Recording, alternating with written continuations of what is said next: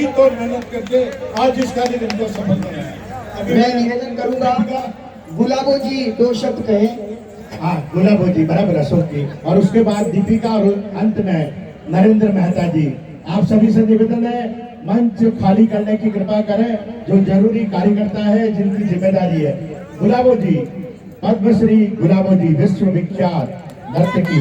3 number mic, 3 number. बाकी लोग बैठ जाएंगे। थोड़ा वॉल्यूम बढ़ाइए। इधर किसी को नहीं आने देना। नमस्कार, आप सभी को। डांस से पहले मैं नमस्कार नहीं किया, अभी नमस्कार कर रही हूँ।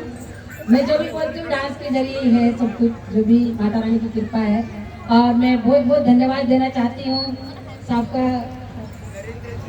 नरेंद्र जी मेहता साहब का, कि इन्होंने हमें बुलवाया और यहाँ मेरे राजस्थान भाइयों से और यहाँ के सारे लोगों से मुझे रूबरू करवाया। उसके लिए मैं बहुत बहुत बहुत बहुत धन्यवाद देती हूँ। बहुत आभारी हूँ आपकी कि इतनी अच्छी ऑडियंस, इतने अच्छे परिवार से मुझे मिलाया। ऑडियंस और देश विदेश में तो बहुत करते हैं प्रोग्राम, लेकिन अपनों के सामने और अपनों के साथ अगर करते हैं तो उसका आनंद ही कुछ और आता है और जोश भर जाता है कि नहीं हमारे देख रहे हैं, नहीं हमारा परिवार है, हमारा राजस्थान है, हमारे राजस्थान को आगे लेके जाना है। चाहे भेष भाषा जो भी हमारा जो सांस्कृतिक है इसको आगे लेके जाना है, और वो मैं पूरी कोशिश करती हूँ।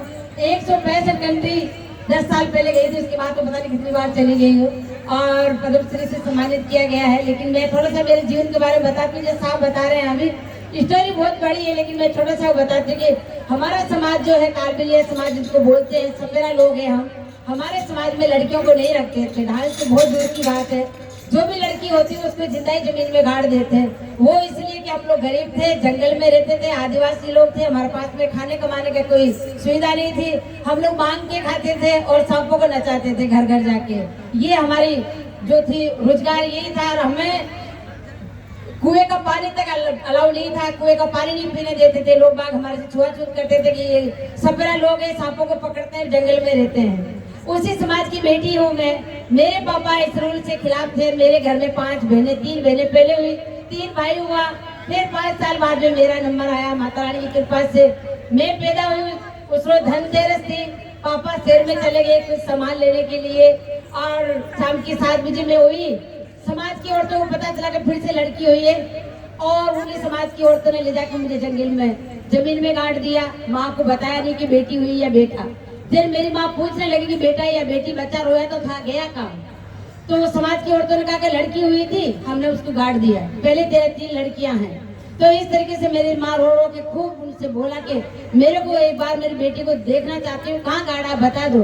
किसी ने नहीं बताया, धमका के चली गई। लेकिन मेरी मौसी ने, इसीलिए मेरी 3 माएँ हैं। मेरी मौसी ने कहा कि अभी नहीं पर थोड़ी देर बाद बताऊंगी। मेरी मौसी रात की 12 बजे आई और मेरी माँ को कहा कि चल मैं बताती हूँ, लेकिन मर गई होगी, 5 घंटे हो गए। मेरी माँ ने कहा कि नहीं, मेरी बेटी नहीं मर सकती। मेरे आत्मा मेरा विश्वास कहता है मर भी गई होगी, लेकिन मैं एक बार देखना चाहती हूँ। मेरी माँ का विश्वास वाटर खींच के लेके गया और जब मुझे खोद के निकाला तो मेरी माँ और मेरी मौसी को मैं जिंदा मिली और आज आपके सामने खड़ी हूँ। अगर मेरी माँ कोशिश नहीं करती तो मैं आज आपके सामने नहीं खड़ी होती। तो मैं हर माँ को यही कहना चाहूंगी, हर बेटी को, हर बहन को यही कहना चाहूंगी कि माँ चाहे तो क्या नहीं कर सकते और पापा चाहे तो क्या नहीं कर सकते। 2 लोगों को सोचने की जरूरत है, माता और पिता को। ओ चाहे बेटा हो चाहे बेटी हो, वो राजस्थानी या हिंदुस्तानी नागरिक घर में आ रहा है, उनका ढंग से वेलकम करे। तो ये कन्या भ्रूण हत्या जो होता है वो हो ही नहीं। तो मैं हर माँ को यही कहना चाहती हूँ कि मेरी माँ के पास में रोटी नहीं थी खाने को।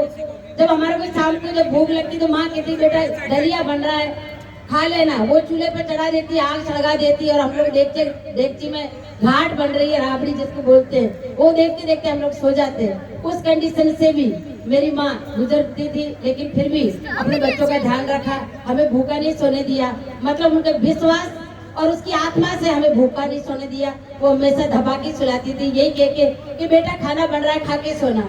हम लोग वैसे तबते तबते सो जाते।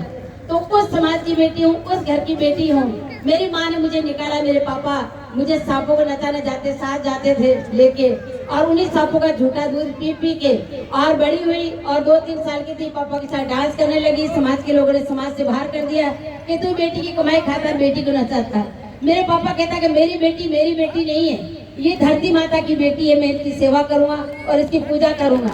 9 महीने पेट में रही है, 5 घंटे धरती माता के पेट में रही है। ये मेरी स्पेशल बेटी है, इसकी सेवा करूंगा। वैसे ऐसे करते करते पुष्कर मेला में डांस कर रही थी। टूरिज्म डिपार्टमेंट और महारानी गायत्री देवी राजमाता की नजर पड़ी और मुझे वहां से लेके आए और बेस्ट लाइफ बदल गई और जयपुर आ गई। जयपुर से 5 साल बाद अमेरिका चली गई। समाज के लोगों ने समाज से बाहर कर दिया था, लेकिन जब अमेरिका से वापस आई तो समाज के लोगों ने गले लगाया। उन्हीं लोगों ने मुझे समाज में अंदर बाहर लिया और कहा कि बेटा तेरे जैसी बेटी हमारे घर में भी हो। मैंने उनको कहा कि मेरे जैसी बेटी कैसे होगा, बेटियों को रखते ही नहीं हो तो आपकी बेटी होगी कहाँ से।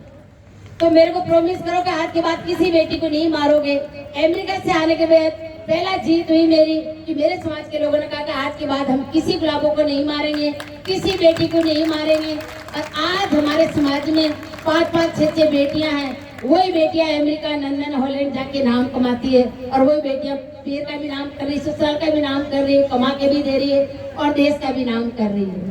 और बस आपका आशीर्वाद चाहिए, इसी तरीके से आगे बढ़ाते रहे और इसी तरीके से राजस्थानी संस्कृति को मौका देते रहे और ये नई कला मरेगी और नई कला का। Thank you, thank you, thank you. जोरदार तालियां इस धरती को